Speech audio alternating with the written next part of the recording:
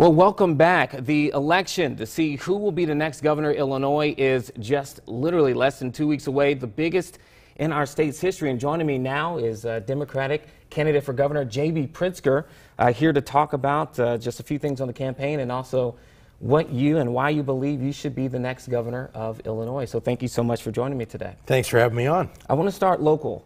Peoria for the last several years has been listed in a study as one of the worst cities for African Americans, citing wages and jobs.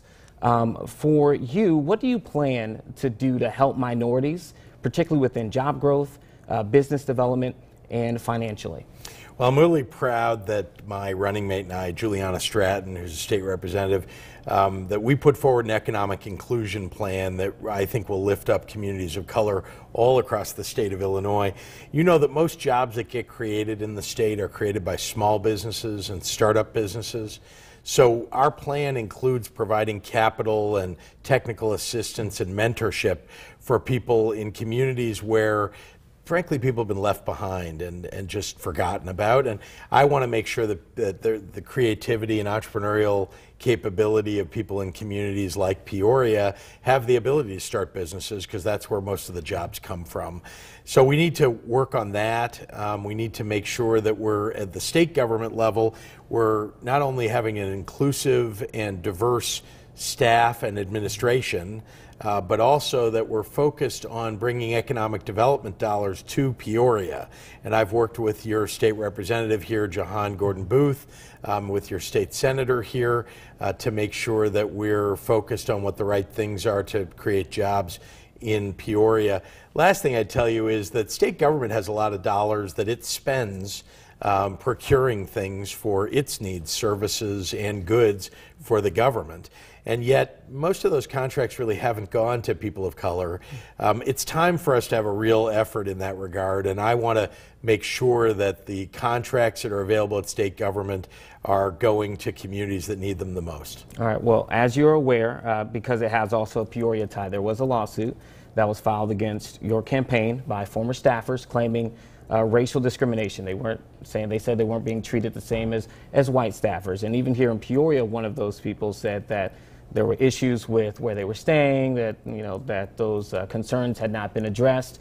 I know your campaign has released a statement, but to hear it from you as well, sure. What is your response to those allegations in that lawsuit? Well, thanks for bringing them up. And truthfully, the claims are false. And I think we saw some of the facts about the claims around Peoria have come out and shown those claims to be false as well. I'm very proud of the campaign that we put together. We have probably the most diverse campaign staff that you can have on a statewide basis. A majority of the senior staff that we have are people of color and women.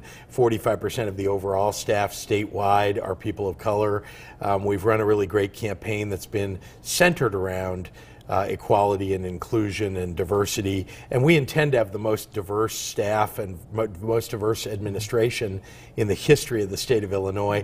Juliana and I have been dedicated to that from day one, and we're going to make sure and carry it out when we get elected. All right, well, let's talk taxes. You've been a huge proponent of a progressive and a graduated kind of income tax here, but one of the things, to my knowledge, we still haven't heard exactly how that will look. You said that it would raise for the wealthy. Who qualifies underneath that to have increased taxes? And are you willing, as we're 2 weeks really away from the election, people are making their final decisions, to say what that actually looks like? Well, let's talk about who's going to have their taxes lowered, because that's really the most important thing about it.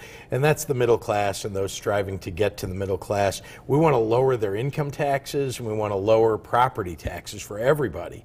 We can do that. We have a very unfair tax system. In fact, it's been called out, Illinois' tax system, as the most unfair in the nation. That's what Governor Rauner is defending, this unfair tax system. I want to change it, make it fairer, make sure middle-class families and those striving to get there have real opportunity and dollars back in their pockets. And that means making sure that the wealthiest people in the state, like Bruce Rauner and me, pay a little bit more, and that the rest of everybody pays less. I want to make sure that the vast majority of people in the state get a tax break. I want to just define for you what it looks like today in the state. people who are in the middle class and those striving to get there are paying between 11.5% and 13 or 14% of their incomes in all the state tax burden that falls on them, including property taxes, sales taxes, the flat income tax. And people at the top are paying half of that. So people in the middle paying, 11, 12, people at the bottom who are paying taxes 13, 14%, people at the top paying 6 or 7%. That's just not fair. We ought to make it fairer. And we ought to change the way we fund schools in the state to lower local property taxes, and that's really the goal of our plan. You gave the specifics on what it currently looks like, but any specifics on what your plan will look like to make it more fair? Any numbers that you've already started to think about that you would press forward? Well, remember, the most important thing about it is making it fairer, and that means we've got to get input from the legislature, negotiate it with the legislature. And here's the critical thing, because it really does require a constitutional amendment to get this done. We're going to have to get a supermajority of the voters to support it. And in order to do that, we're going to get input from everybody to determine what the rates ought to be and what the breakpoints ought to be at what income levels. And that's how we'll come up with the system that we need. But here, when we need to talk about, revenue for the state, we should be talking about job creation. Because, you bring jobs into the state, you attract companies to the state, help people start businesses.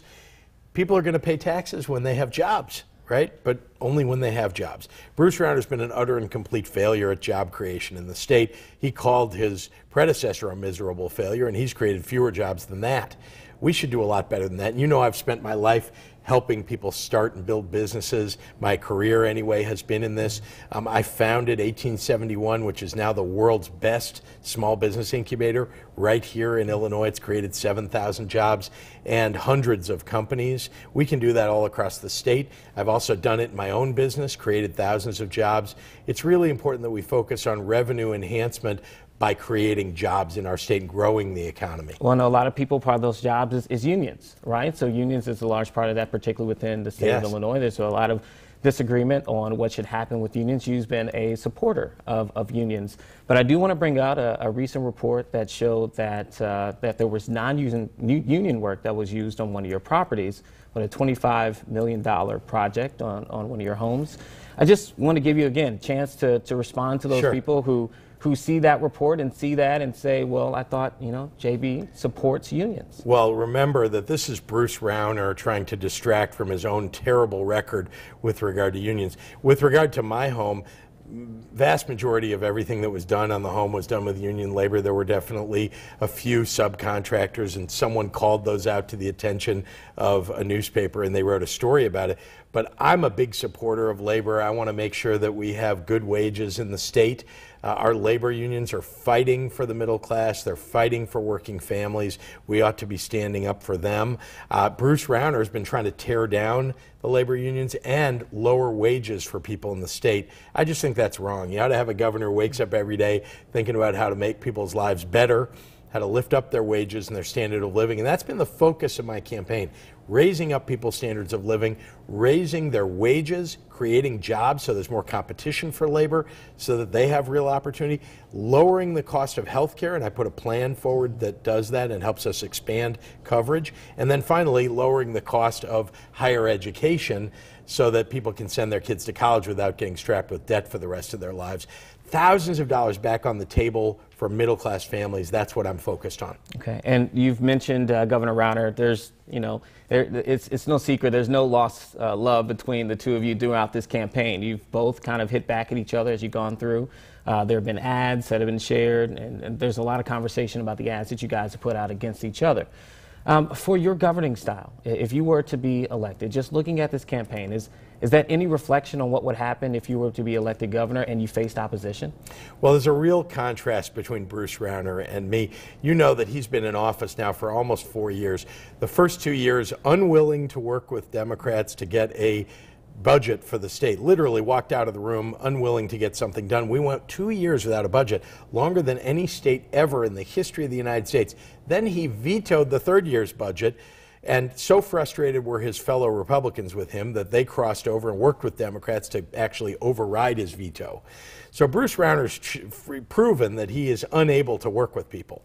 I, on the other hand, have a real history of getting big things done for working families by working together with people, by bringing people together to solve big problems, whether it was creating that world-renowned small business incubator or by lowering the cost of child care and preschool. In fact, I want to make it universal for everybody.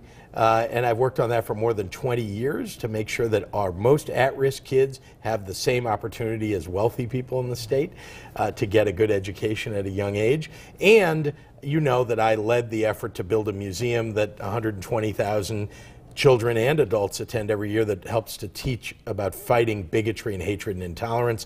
I ran the Illinois Human Rights Commission. These are all things that I've worked together with people. You know, the Human Rights Commission is an interesting example.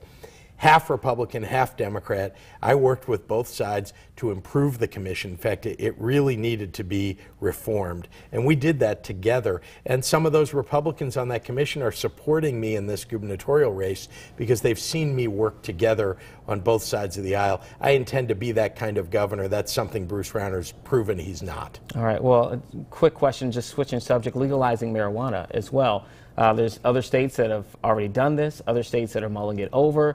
It's been a huge debate here for a number of years now within the state of Illinois. Your stance, you've been a supporter. What could that possibly do for the state of Illinois? Would you ensure that that is pushed through if you are to be elected?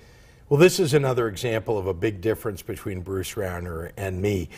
First of all, he hasn't even wanted to allow people with severe medical conditions to be able to access medical marijuana, medical cannabis, and he pushed against that for a number of years and only recently had to sign a bill because it was overwhelmingly supported by the legislature. I also want to legalize it for recreational purposes. He opposes that. And the reason I do is really threefold. One is criminal justice reform. The laws are being prosecuted unevenly and against people of color. We should just do away with it. It's so readily available today, even though it's illegal. How about if we regulate it? And the second big reason that I'm getting to is safety. You've heard about all the people who died from synthetic marijuana and the possibility of unsafe product that's being sold to people in an illegal fashion. Why don't we regulate and make it safe for people? And that way we can keep it out of the hands of people who shouldn't have it. And then the third thing is we can bring $700 million of tax revenue to the state, maybe more in my estimation. Look at the other states that have put it in place. We're not the first. And we can look at the regulatory systems like the one in Washington State, which has been so successful, and we could bring that sort of system, having seen it work there successfully, to the state of Illinois. Well, Mr. Pritzker, I have two more questions for you. The first is just on this campaign. It's almost record-breaking at this point as far as how much money has been spent in. I mean, you're very close of your own money, of I believe going over a national record in the history, and then together it's already breaking and shattering record books. But I also believe that you have been, and correct me if I'm wrong, you've been on record in saying that you would consider having a cap on campaign finance, looking at campaign finance reform. Looking at the amount of money that you've placed in already of your own money, what does that look like as far as having campaign finance reform? Is it a little kind of hypocritical maybe after the fact to have that conversation? So what does it look like? And well, obviously it's benefiting. It's too bad that Bruce Rauner is the one who, long before I was a candidate in this race, he wrote himself a check to his campaign for $50 million, and then he took $20 million from a huge special interest, and that's a Koch brothers right-wing network member. You know, these are the folks that want to destroy wages and destroy working families' incomes. And, you know, I think that's just dead wrong. And I looked at this and said, look, Illinois is worth it. And so I got into this race in order to not only overcome Bruce Rauner, but make sure that we're expressing our Democratic Party values about fighting for working families, and we're putting those policies in place that will defend them. I do believe in campaign finance reform. You know, I've supported a lot of candidates over the many years that I've been involved in politics, and having worked on Capitol Hill, having, you know, supported candidates, worked on campaigns as a staff person, and a believer in these values and electing good people, many of whom could not write a check to their own campaigns, but ran and won as a result of the support they were able to get from others. And I've been one of those supporters. I think we got to go back to a day when we had real limits on what people put into campaigns. Unfortunately, the Republicans have stood foursquare against that, and that's why we've got things like Citizens United from the Supreme Court and rulings from them that have just obliterated any of the campaign finance limits that used to exist. I think here in Springfield, we can get a lot done here in Illinois to reduce the impact of money. We can do some matching funds for people who raise small dollar contributions for their campaigns. I think that would be a good idea. We could change the way we have this unlimited, this cap that if you break a cap, all of a sudden the limits come off. That isn't really working very well, is it? Because Bruce Rauner broke the caps in the general election. Somebody else in our primary actually broke the caps in our race. I was not the one who did that. And it seems that it happened in the Chicago mayoral race already. That limit isn't working. We've got to find another way. Okay. Last question to you here really quickly is simply this. Your opponent, Bruce Rauner, has been really critical of Mike Madigan and has constantly said, if JB goes into office. Well, that's just false. Yeah. Okay, so that's what I want to ask right now. In the relation between you and Mike Madigan, there are people who say that if you're elected, it's really Mike Madigan who will be leading and not JB. It's so funny to me when I hear that because, look, on the one hand, I have been clear about, look, I have self-funded this campaign. Often the reasons that are cited why people are following Mike Madigan and listening to him is because he funds their campaigns. Nobody else has funded this campaign. I'm somebody who has been independent my whole life. I have fought to expand school breakfast for 230,000 kids across the state of Illinois, changing policy, working hard to do that. Early childhood education, something I've been doing for more than 20 years, building 1871, the small business incubator, running the Human Rights Commission. These are all things that I've done. Mike Madigan wasn't anywhere near there. I've gotten big things done for people across the state. I'm going to continue to do that. I think people should recognize that the governor doesn't get to choose who the Speaker of the House is. That gets chosen by the voters in a district and then by other legislators. But the governor of the state does have to work with whoever the Speaker or the President of the Senate are, and also the chairs of the various committees.